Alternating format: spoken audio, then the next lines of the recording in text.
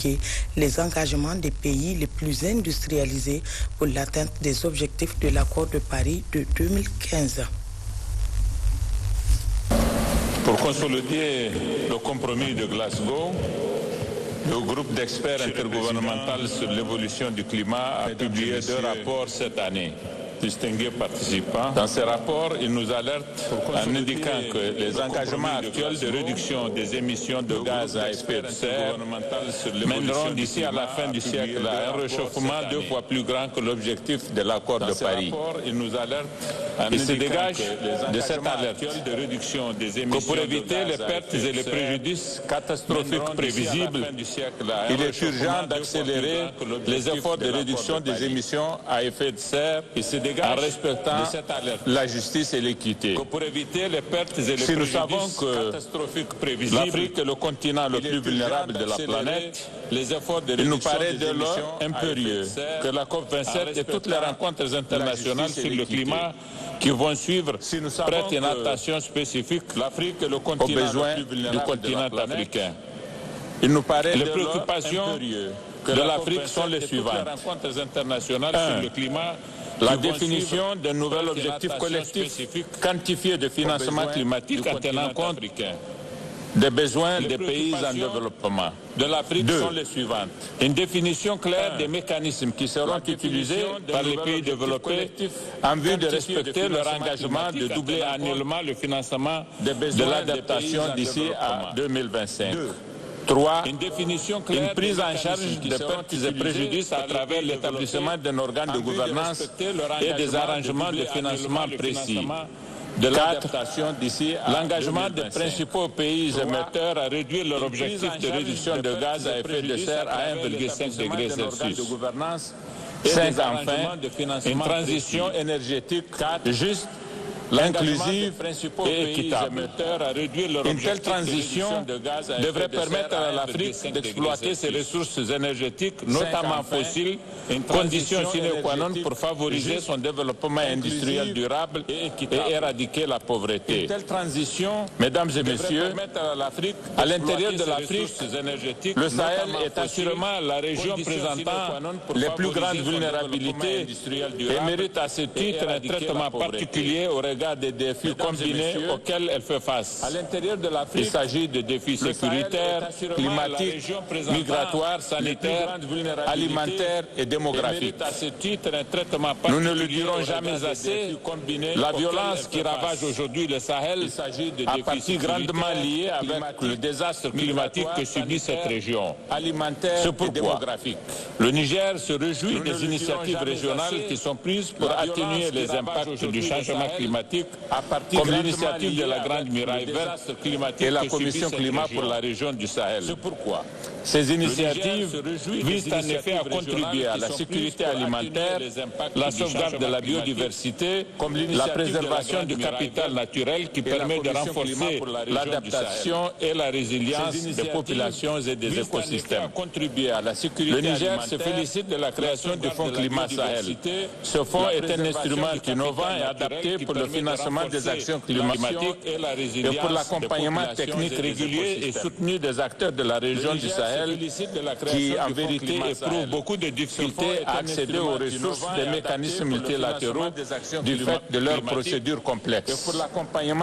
La mise en place de ce fonds, dont la première capitalisation sur 5 ans devrait mobiliser 2 milliards de dollars, contribuera à la mise en œuvre de l'initiative de la Grande Muraille Verte à travers des actions promouvant, entre autres, l'atteinte de la sécurité alimentaire, la valorisation du potentiel des énergies renouvelables, ainsi que du capital humain et le développement des emplois verts. Mesdames et messieurs, comme on le voit, les promesses de financement de l'adaptation consacrées par les différentes rencontres sur le climat ne manquent pas de pertinence. Mais entre leur conception et leur réalisation, il y a loin de la coupe aux lèvres. C'est pourquoi il faut définir de façon urgente les règles de la mise en œuvre des engagements souscrits. C'est le message très bref dont je suis porteur. Merci beaucoup de votre attention. En marge de cette 27e session de la conférence des Nations Unies sur le changement climatique dite COP27, le président de la République, Mohamed Bazoum, a participé cet après-midi à un panel de haut niveau sur la mobilité climatique. Un panel au cours duquel le chef de l'État a reçu une distinction et a été nommé par les Nations Unies champion de la mobilité climatique. À noter que c'est le vice-président de la Banque mondiale qui lui a remis cette distinction en présence du président du Botswana. Cet honneur lui a été fait pour ses efforts en matière de la gestion de l'immigration irrégulière. Après avoir été ainsi honoré, le président de la République s'est prononcé en ce terme. Nous y reviendrons dans quelques instants.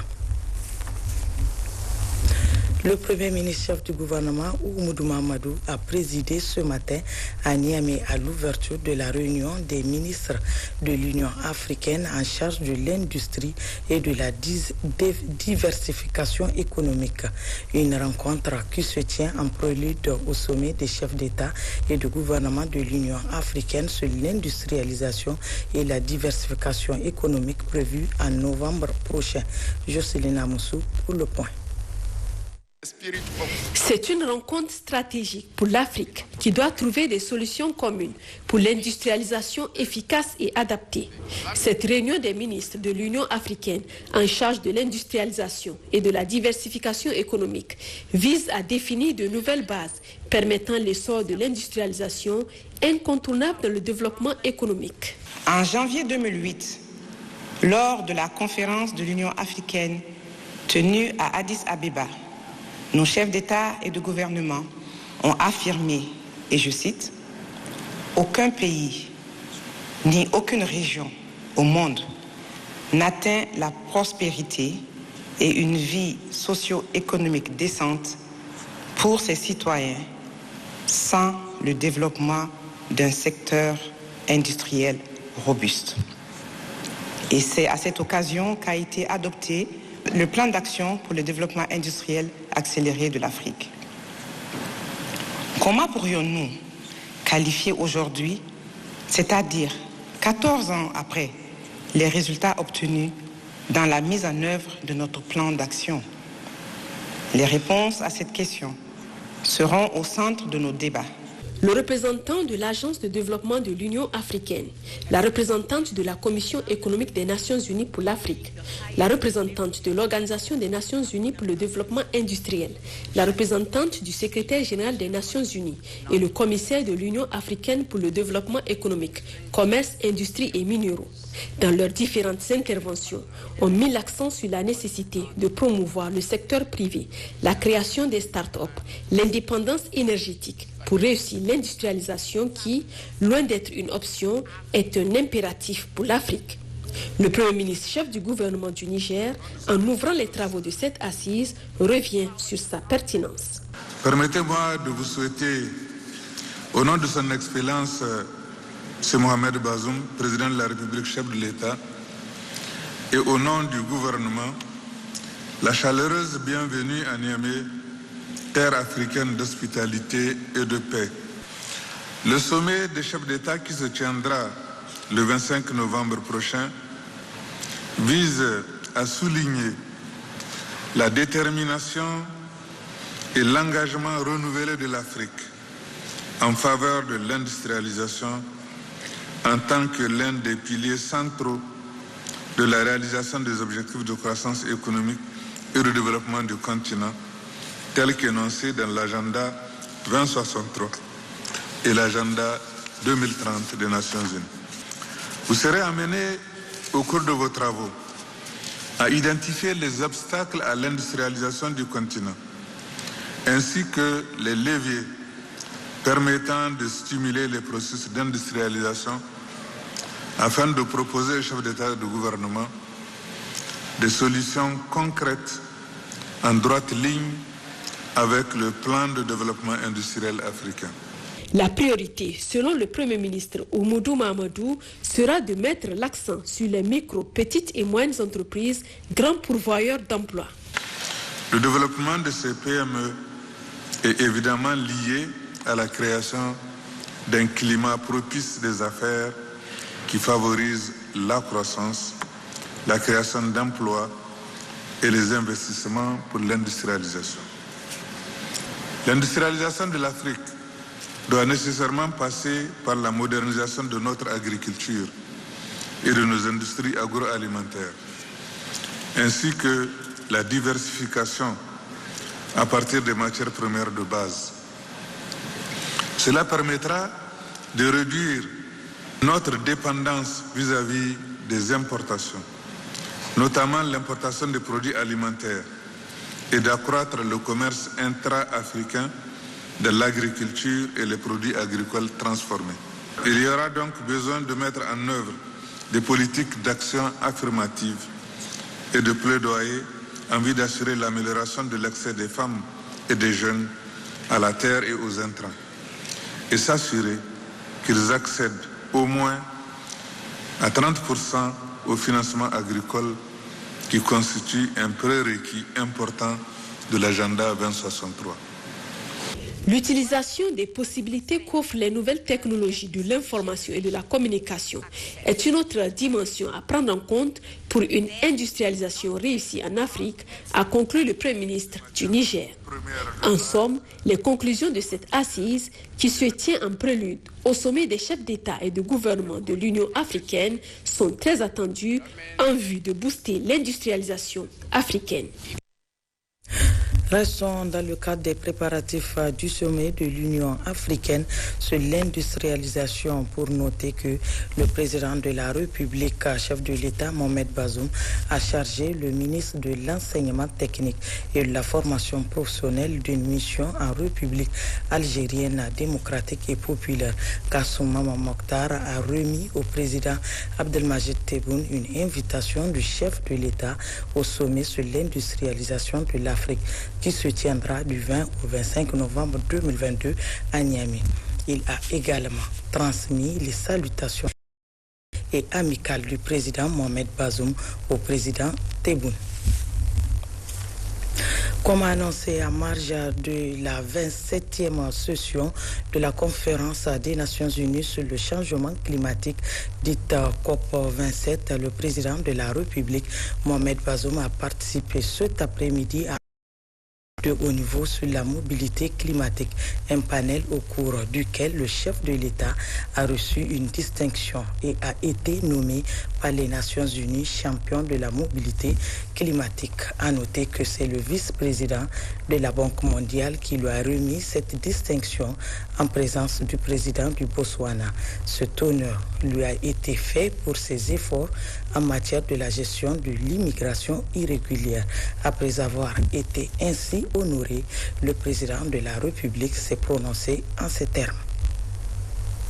Le Niger, à travers ma personne, est très honoré pour cette distinction que vous venez de m'accorder.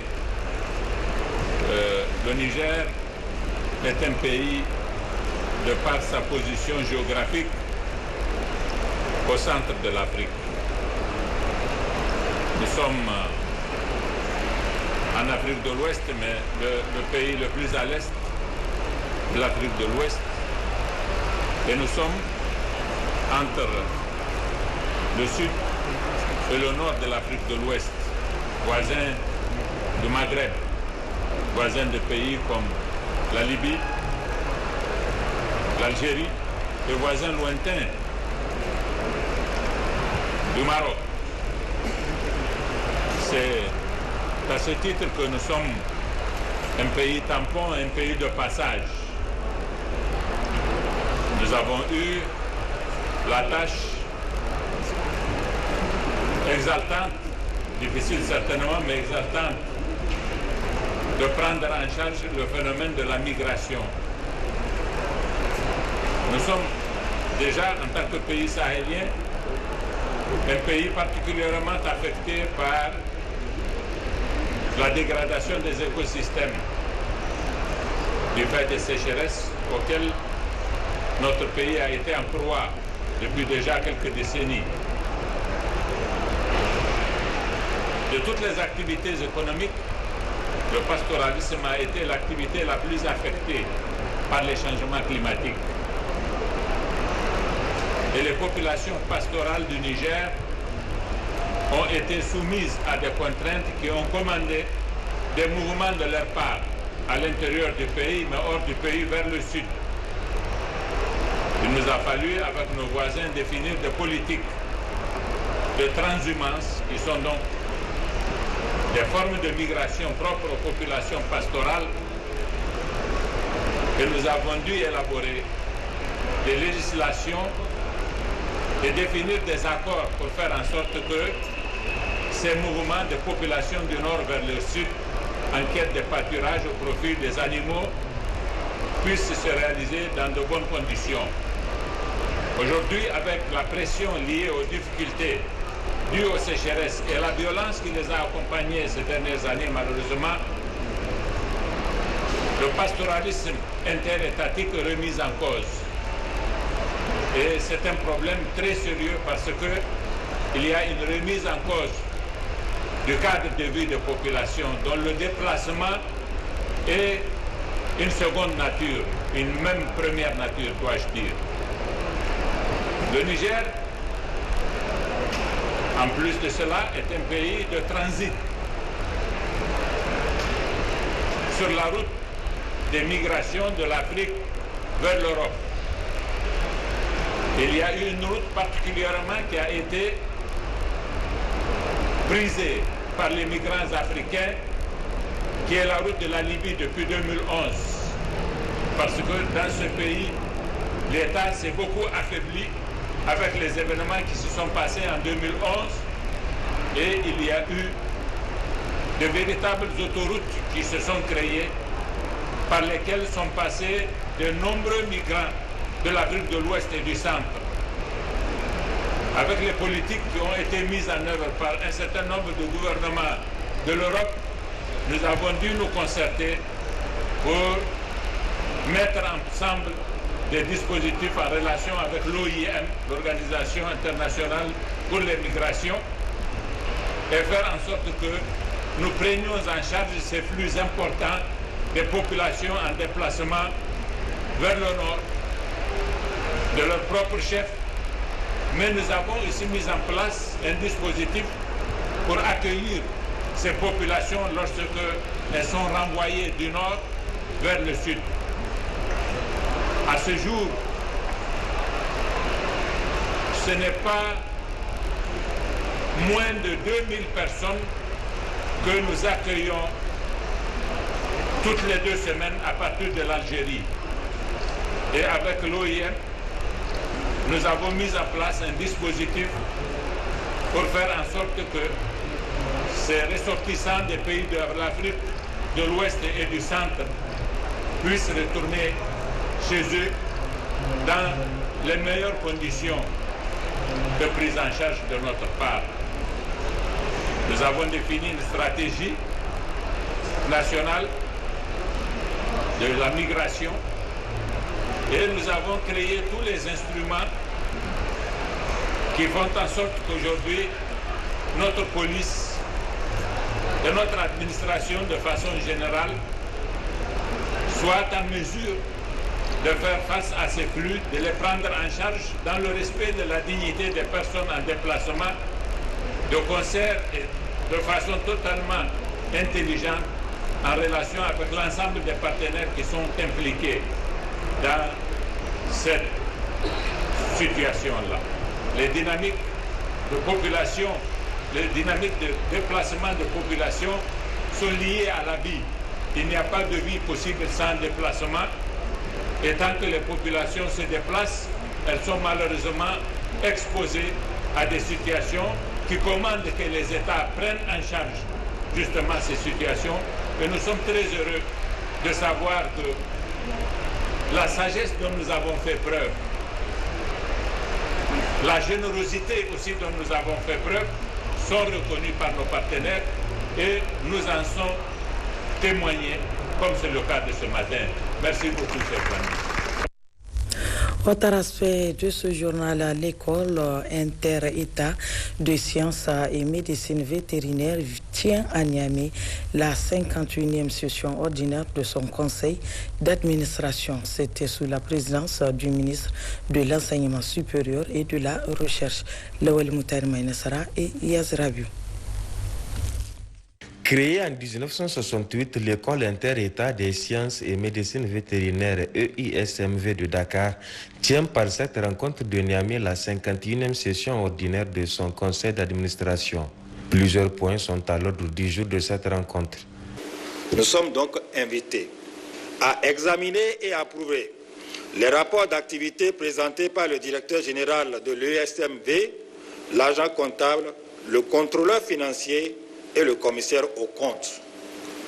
Nous sommes également invités à adopter le projet de budget présenté par l'agent comptable, à examiner les doléances du personnel enseignant, du personnel administratif, technique et de services et des étudiants.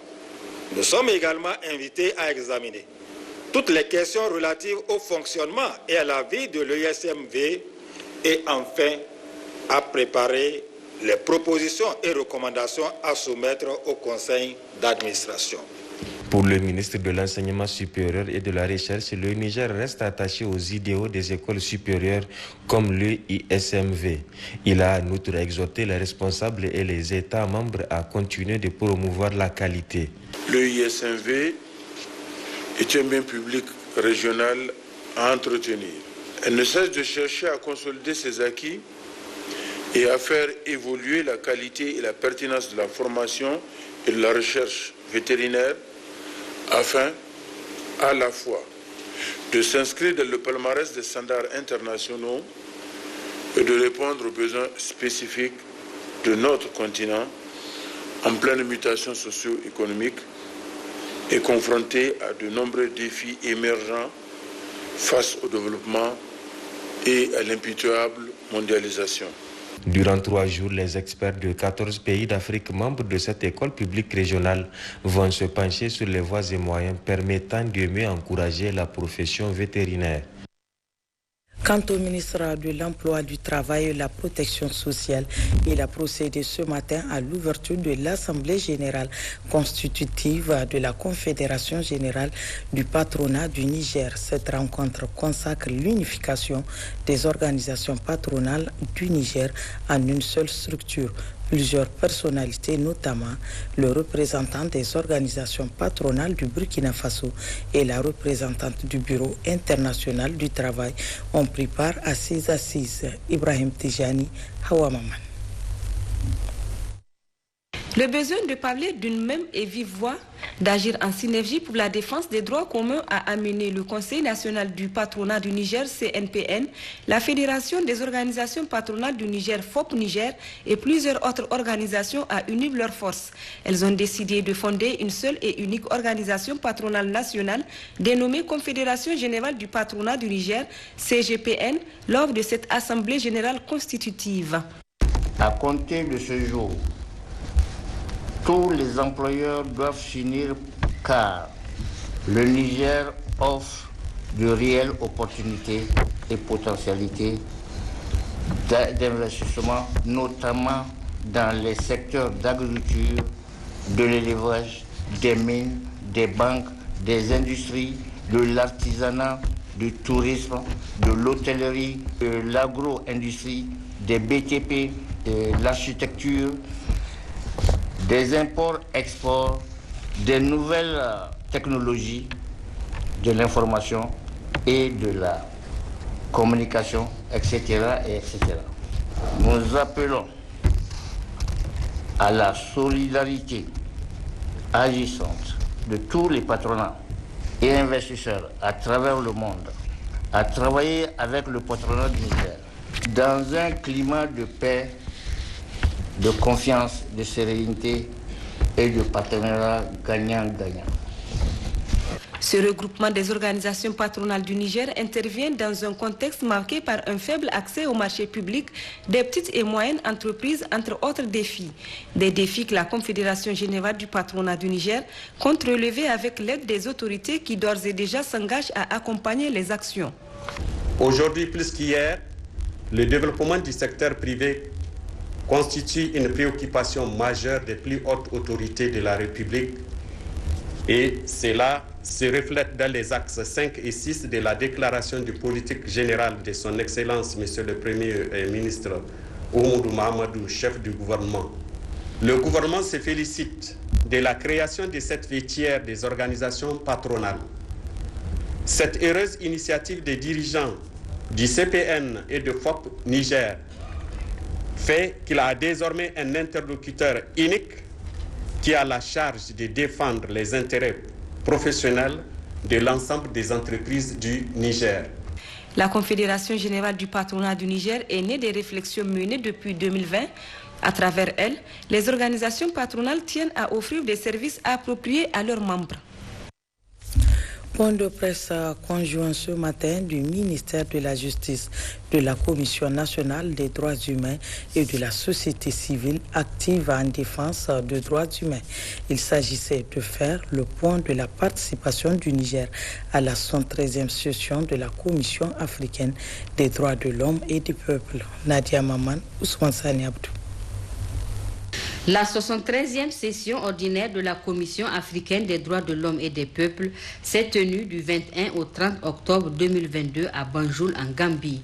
L'objectif de ce point de presse est de porter à la connaissance du public le brio avec lequel le Niger y a pris part compte tenu des avancées significatives enregistrées en la matière. D'abord, le Niger est le seul pays d'Afrique, parmi tous les 53 pays qui sont membres de la Commission africaine ou de la Charte africaine, il n'y a que le Niger qui est à jour dans la soumission de ces différents rapports devant la Commission africaine. Le Niger est actuellement à son 15e rapport qu'il a soutenu en avril 2021 et il doit soutenir le 16e rapport en avril 2023. Il y a des États qui ne sont même pas à leur 2e ou 3e rapport. Donc ça a été salué de vive voix par le président et tous les membres de la Commission africaine pour cet effort qui a été fait par le Niger. Le deuxième point, le Niger a été cité comme le seul pays d'Afrique qui a ratifié la convention de Kampala sur les déplacés internes et qui a pris une loi pour internaliser cette convention. C'est la loi numéro 2018-74 du 10 décembre 2018. Donc parmi tous les États qui ont ratifié cette convention, il n'y a que le Niger jusqu'à l'heure actuelle qui a pris cette décision d'internaliser la convention par une loi.